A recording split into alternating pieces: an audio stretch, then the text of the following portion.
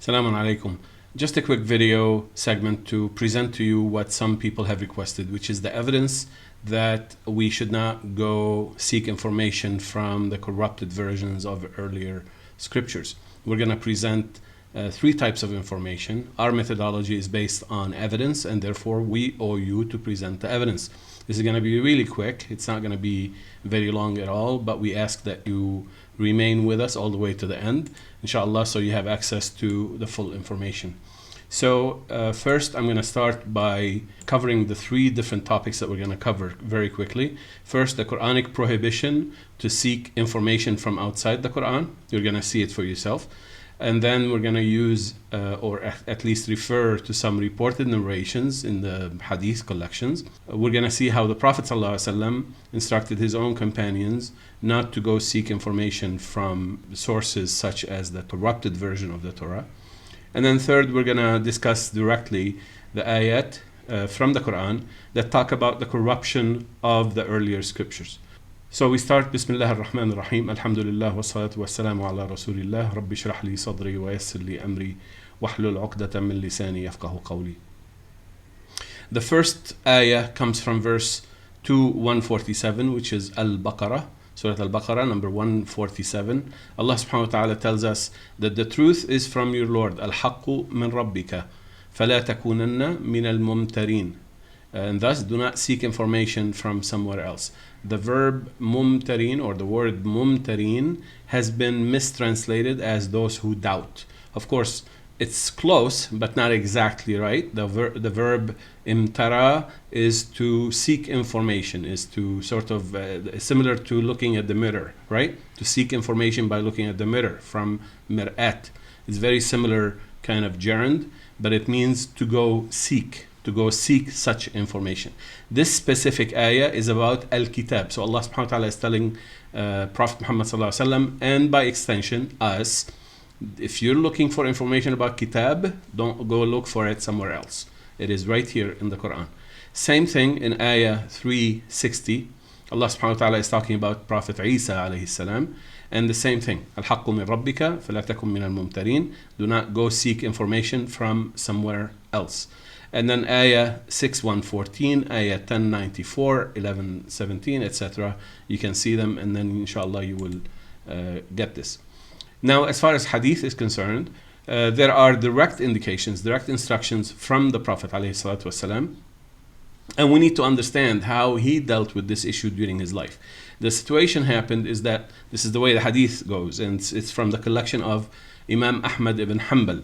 And the hadith number is in front of you, 15156. The Prophet ﷺ instructed Umar ibn Khattab when he saw him reviewing some version of the Torah that they obtained after some of the tribes were evacuated from Medina.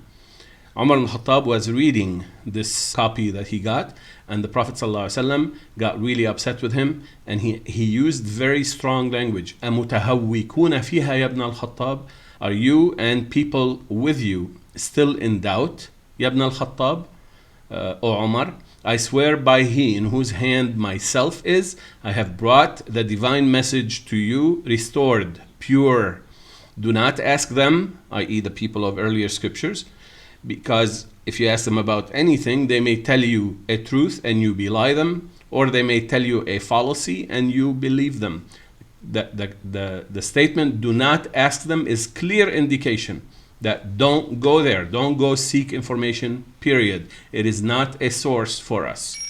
And then he continues, I swear by he in whose hand myself is, if Musa were alive today, Prophet Musa of course, he would have no choice but to follow me. So this is one hadith. I put the Arabic in front of you and you can have access to it. The second hadith is from Sahih al-Bukhari, number 3461. It's the same thing, very similar version is provided in many other collections, other curators of hadith. And the hadith states, deliver about me one Quranic verse at least. أبلغوا عني ولو آية. At least take the effort and do the delivery. We're required to deliver the ayat of the Quran to other people to have access to them, not to hide them as other people have done before us. So this is part of our mission, right? And he continues, and report about the Israelites, Bani Israel, without reluctance. But whoever tells lies about me on purpose, then he should ready himself to assume a seat in the hellfire. Unfortunately, this hadith, when you go to the tradition and you go to the collections of hadith, you see it misinterpreted. So this word right here, an, is explained that we are allowed to take from them. And that's absolutely heresy, because the Prophet ﷺ, as we saw in the other hadith, just instructed Omar not to do this. Very stiff, strong language. And you'll see in the Quran, we're going to see that there are lots of verses that told us to avoid such sources because they've been corrupted. And as we saw in the earlier verses. So it is not possible, it is absolutely impossible that the Prophet ﷺ would, after all of this evidence, would go and tell his companions, it's okay, go seek information from them. This is heresy, this is a lie, this is absolute blunt face change of the Prophet's message and the Prophet's instructions. So this is the last hadith. Now, if you are interested in all of the verses of the Quran that talk specifically about the scriptures, because they're well detailed and they're well translated, I listed them for you in the text and you'll find them in the description box below. But please, before you go get them, please take the time to subscribe if you have not done so, to click the like button, to share it with some of your friends, and to put a comment that I received the file. I thank you for watching. Salamun alaikum.